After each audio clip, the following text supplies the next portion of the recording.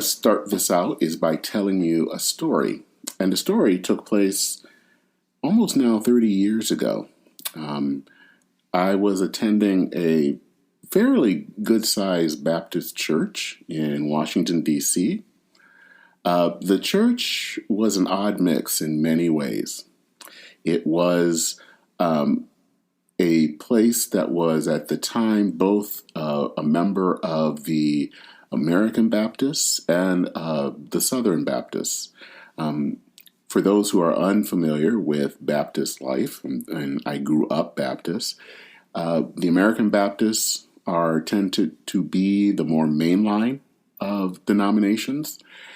Southern Baptists, a very large evangelical denomination. And in that part of the country, in Maryland, Virginia, D.C., it was not shocking to see churches that belonged to both denominations. Because it had that mix, this also was a church where there were evangelicals and liberals worshiping together. And then there were also a healthy dose of members from Latin America and from Asia. Now, the church at some point wanted to hire a pastor. It was a dear woman who was going to join the multi-pastor staff. She had great pastoral care skills, and I think people were interested in having her be on staff. There was a bit of a controversy, though, because at the time, and this was again in the early 90s, she was someone that was very much in favor of LGBTQ people, and especially in the life of the church. And that could rub some of the evangelicals in the congregation the wrong way. And so I can remember that there was a meeting of the church after worship on a Sunday. It was a special meeting.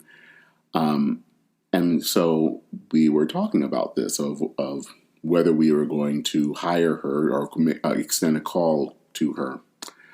And then this woman stood up. And she was one of the members that came from the evangelical side of the congregation. And I would think that she had what you could consider a traditional understanding of homosexuality. But here was the surprising thing. She spoke in favor of calling the pastor. Now, here's something you should know. The pastor had been involved actually was a member actually of the congregation for several years, and the two women got to know each other. And I can remember this woman saying, we don't agree on this issue. On this one issue, they just did not see eye to eye. But this woman was a good friend. And she saw her as the right person for the job. What's so interesting about this story is that I don't think that